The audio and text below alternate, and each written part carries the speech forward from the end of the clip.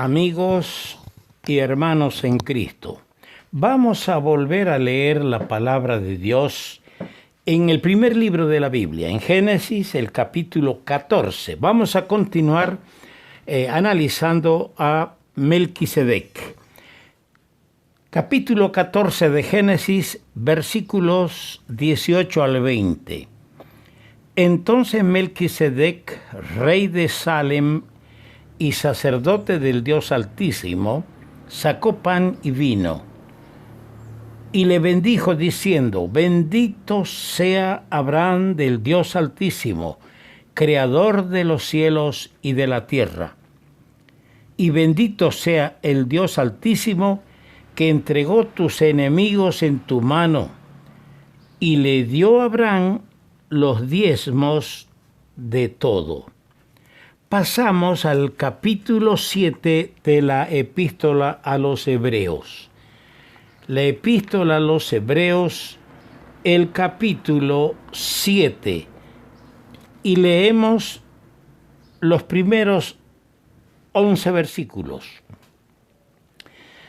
Porque este Melquisedec, rey de Salem, sacerdote del Dios Altísimo, que salió a recibir a Abraham, que volvía de la derrota de los reyes, y le bendijo, a quien asimismo dio a Abraham los diezmos de todo, cuyo nombre significa primeramente Rey de Justicia y también Rey de Salem, esto es, Rey de Paz, sin padre, sin madre, sin genealogía, que ni tiene principio de días ni fin de vida, sino hecho semejante al Hijo de Dios, permanece sacerdote para siempre.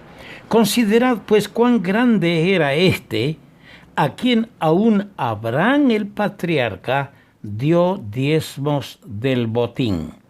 Ciertamente los que de entre los hijos de Leví reciben el sacerdocio, tienen mandamiento de tomar del pueblo los diezmos según la ley, es decir, de sus hermanos, aunque estos también hayan salido de los lomos de Abraham. Pero aquel cuya genealogía no es contada de entre ellos, tomó de Abraham los diezmos y bendijo al que tenía las promesas. Y sin discusión alguna, el menor es bendecido por el mayor. Y aquí ciertamente reciben los diezmos hombres mortales, pero allí uno de quien se da testimonio de que vive. Y por decirlo así, en Abraham pagó el diezmo también Leví, que recibe los diezmos, porque aún estaba en los lomos de su padre cuando Melquisedec le salió al encuentro. Si pues la perfección fuera por el sacerdocio levítico, porque bajo el sacerdocio levítico, recibió el pueblo la ley, ¿qué necesidad habría aún de que se levantase otro sacerdote según el orden de Melquisedec y que no fuese llamado según el orden de Aarón? Que el Señor añada su bendición a la palabra suya.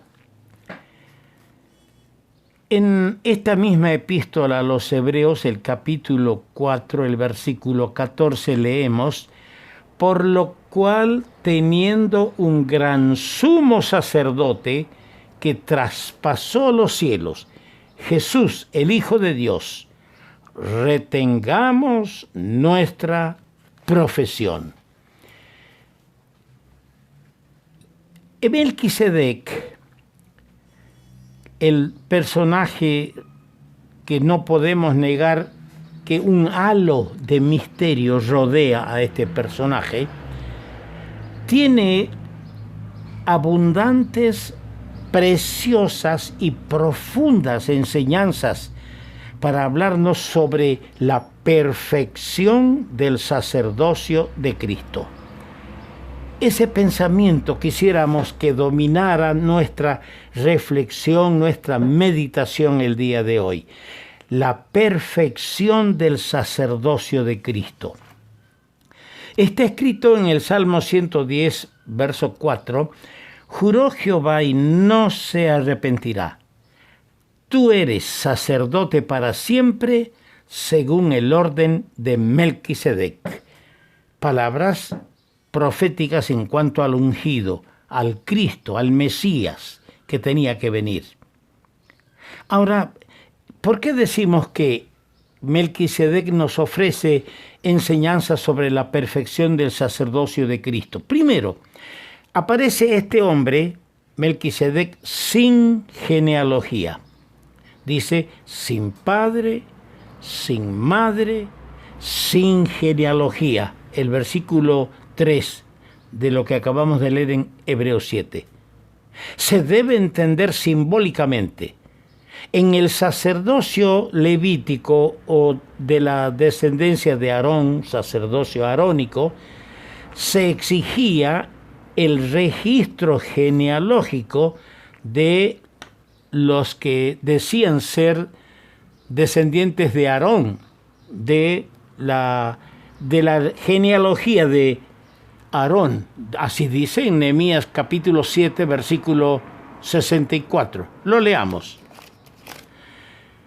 Estos buscaron su registro de genealogías y no se halló, y fueron excluidos del sacerdocio.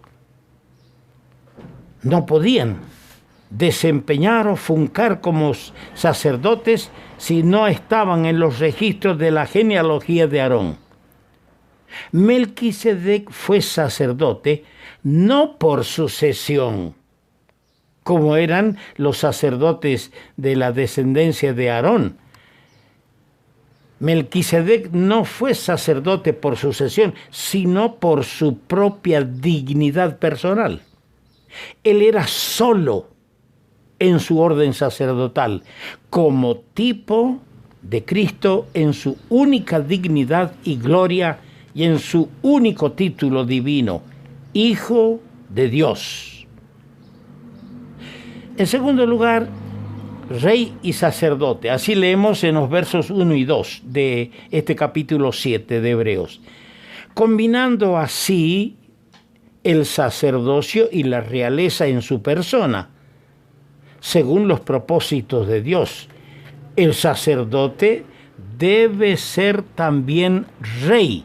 Esto está en los propósitos de Dios, que el sacerdote debe ser también ser rey. En ese sentido, Melquisedec y Cristo son únicos. El primero como tipo, Melquisedec, y Cristo como el glorioso antitipo de Melquisedec. En tercer lugar, los títulos significan justicia y paz. La justicia es la cualidad que debe caracterizar al rey, y la paz, fruto de la obra del sacerdote. Los títulos de dignidad, rey de justicia y rey de paz, que Melquisedec desplegó típicamente, Cristo los posee por dignidad inherente. Dice el Salmo 85, verso 10, que en Él, en Cristo, la justicia y la paz se besaron. Otra cosa, dice sacerdote del Dios Altísimo. Eso era Melquisedec, sacerdote del Dios Altísimo. Dios Altísimo es un título milenial. Melquisedec, como sacerdote, pudo elevar el alma al Dios alto y trajo su bendición y bendijo al patriarca Abraham. Así leemos en Génesis, el capítulo 14. Trajo su bendición al patriarca Abraham. Así hará Cristo a su pueblo Israel en el milenio. Traerá su bendición desde lo alto para su pueblo. Pero, lo hace ahora a su pueblo redimido, a la iglesia. Él está trayendo bendición a su iglesia. Él está sentado en alta majestad y desde allí derrama su bendición a su iglesia. Otra cosa hablando de la perfección del sacerdocio de Cristo y que el tipo, en este caso Melquisedec, nos habla, se halla en él el sacerdocio inmutable. El versículo 3 dice, sin padre, sin genealogía. Termina diciendo, permanece sacerdote para siempre.